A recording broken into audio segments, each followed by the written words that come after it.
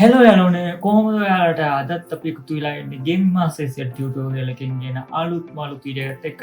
ගොඩ කාලයකට පස්සේ මම ආයෙත් වීඩියෝස් දාන්න කියලා පටන් ගත්තා. දැන් මාස 12ක් විතර වෙනවා මම දැන් මේ වීඩියෝස් දාන්න අතර කොහොමත් කවන්නේ අපි ආයෙ පටන් ගමු. මට අලුතෙන්ම හම්බෙච්ච Prism Live Studio එක අලුත් එකක් නෙමෙයි බලන එකක්. හැබැයි මම අලුතෙන් එක්ස්පීරියන්ස් කරන Prism Live Studio එක කොහොමද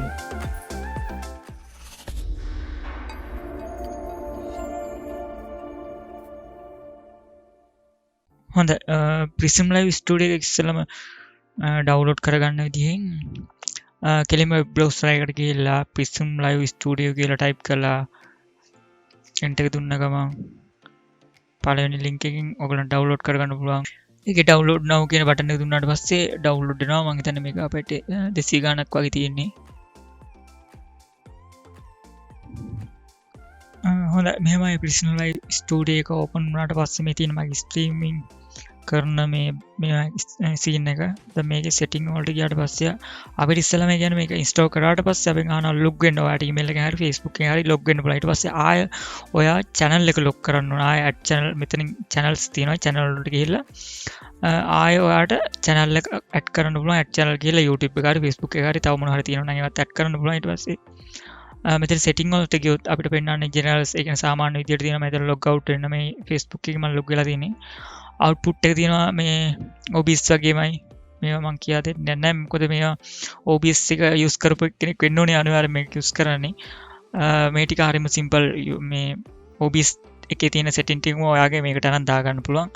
audio ටිකත් එහෙමයි visual ටිකත් එහෙමයි. source file වෙනසක් නැහැ hotkeys වෙනසක් නැහැ. OBS ගැන දැනුම නැත්නම් මගේ channel එකේ search කරලා බලන්න OBS කියලා ඒ කියන්නේ OBS Studio එකේ tutorial තියෙනවා Streamlabs එකේ tutorial තියෙනවා full tutorial. ඔයාලට ඒකෙන් idea එකක් ගන්න පුළුවන්. එතකොට මේකට shift වෙද්දි කොහොමද කරගන්න ඕනේ කියලා. සාමාන්‍යයෙන් Streamlabs එකයි OBS එකයි දෙකම සමාන යනවා කියන්නේ ඒකෙන් copy කරලා එකකින් copy කරලා අනිකට දාන්න පුළුවන්. දැන් මේකට එහෙම දාන්න බෑ. මේක third party software එකක්. කියන්නේ වෙනම software එකක්. ඒ සමාගමත් එක්ක ඒ කියන්නේ කිසිම සම්බන්ධයක් නැති software එකක්. දැන් අපි මෙහෙම මෙතන channel add කරනවානේ. channel add කරලා පස්සේ YouTube එක තියෙනවා, Facebook එක තියෙනවා. මෙතන ඔයාට YouTube එකට ගියොත් මෙතන broadcast කියලා ඔගේ මොකක් හරි මේවා එකක් දාලා තියෙනවා. ඒකේ schedule එකක් දාලා තියෙනවා. මෙතන පෙන්නනවා title එක දෙන්න පුළුවන්. ඊට පස්සේ privacy listed the private ඒ ටික category එක games මේ කොහොමද දෙන්නේ. මෙතන තියෙන description එක මේ තියෙන latency ඒ ටික මේ YouTube එකේ සාමාන්‍යයෙන් අහන ටික live දෙන කෙනෙක් නම් අනිවාර්යයෙන් මේවා දන්නවා. ඊට පස්සේ ඕකේ දෙන්න තියෙන ඊට පස්සේ මේකට Facebook එකටත් ගියොත් ඒ වගේම පෙන්නනවා timeline එක. ඔයාගේ group එකකට page වලටනේ කොහොමද stream කරන්නේ. ඊට පස්සේ මෙතන මොනවටද කියලා අහනවා page එක gaming master SL තෝරලා දුන්නාට පස්සේ දැන් මම තෝරන්න මගේ එක title එක දෙනවා description එක දෙනවා. මෙන්න මේකේ මේ software එකේ තියෙන එකම අවුල gaming tag search කරන්න බෑ. දැන් මෙතන අපි ගමු Grand Theft Auto කියලා. game එක tag කරන්න බෑ. ඕක ලොකු issue එකක්. මම ඊට පස්සේ මේගොල්ලන්ගේ mail එකට mail එකක් දැම්මා. මෙන්න මෙතනින් ගිහිල්ලා help කියලා ඒගොල්ලන්ට mail එකක් දැම්මා. ඊට පස්සේ ඒගොල්ලෝ මොකද්ද කිව්වේ මම ඒක දැන් පෙන්නනවා.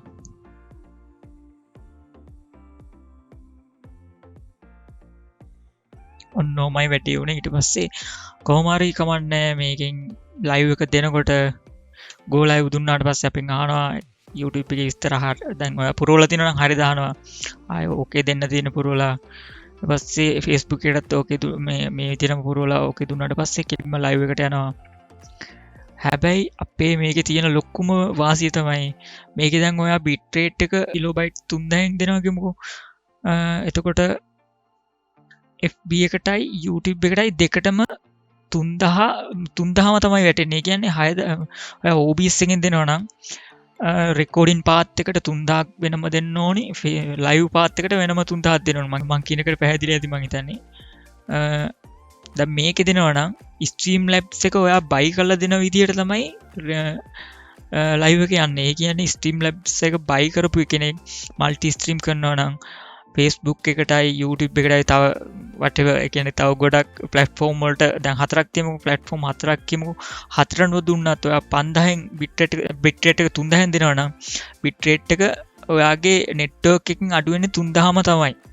කියන්නේ OBS එකෙන් හැබැයි දෙද්දී ඔයා රෙකෝඩින් එකට 3000යි Facebook ලයිව් එකට 3000යි දෙද්දී අනිවාර්යෙන් ඔයාට 3000 එකතු වෙලා 6000ක් විදියට යනවා. ඒ කියන්නේ ඔයාගේ අප්ලෝඩ් ස්පීඩ් එක අනිවාර්යෙන්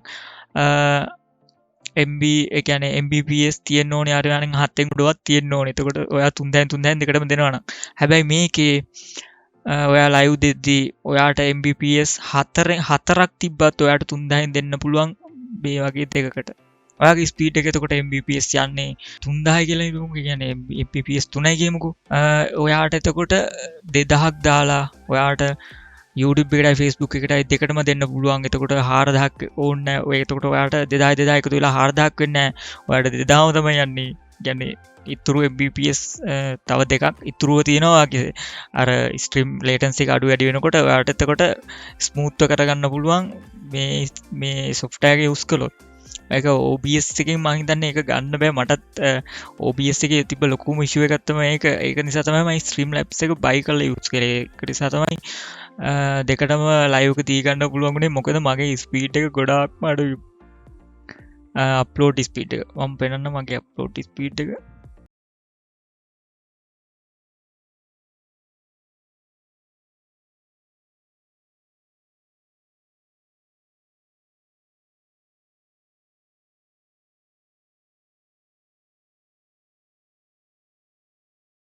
Streamlabs OBS එක buy කරපු එක අයින් කරලා මේ software එක use කරන්නේ දැන්. මොකද මේක buy කරන්න ඕනේ නැහැ. මේක සෑහෙනවා සිම්පල්. බලන්න මගේ Mbps යන්නේ 4යි 5යි ඒත් අතර කියමුකෝ. දැන් මම මෙතන Mbps 3000න් live එක දුන්නාත් ඒ කියන්නේ කිලෝබයිට් 3000න් live එක දුන්නාත් මට 6000ක් යන්නේ YouTube එකට Facebook එකට දාන්න. 3000 නම් 3000ම තමයි දෙක මම මෙතන තුනක් තේරුවත්. ඒ කියන්නේ YouTube Facebook Twitch වගේ තුනක් තේරුවත් 3000ම තමයි මට යන්නේ.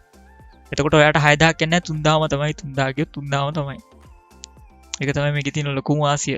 තව මොනවා හරි දැනගන්න තියෙනවනේ මේකේ තියෙන වැඩ කැලේ ටික. මේකේ මේවන කියා දෙන්න ඕනේව නෙවෙයි. මේ chat එක මේ කැමරා එක මේ ඕගොල්ලෝම පොඩ්ඩක් එක්ස්පෙරිමන්ට් ඒ කියන්නේ ඔයගොල්ලෝ බලන්න මේ මොනවද කියලා. ඒ කියන්නේ මේකෙන් මේ software එකෙන් අපිට දීලා තියෙන ගොඩක් ඒවා මේ කැමරා ෆිල්ටර් අනම්මනම් ඔය ගොඩක් ඒවා තියෙන ස්නැප් කැමරා කියලා එකක් තියෙනවා. අන්න ඒ වගේ ගොඩක් ඒවා තියෙනවා. මේවා ගැනත් ඒ කියන්නේ හොඳට ලොකු ටියුටෝරියල් එකක් ඕන කියන්න මම කියන්නම්. එහෙනම් ඊළඟ වීඩියෝ එකත් එක්ක මට එකතු වෙමු.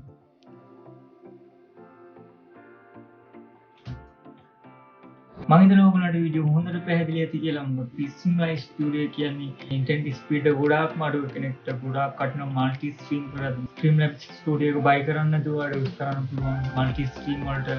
එහෙනම් ඉක්මනට සෙට් වෙමු ඊළඟ වීඩියෝ එකකින්. මම sign off කරනවා. Game Master.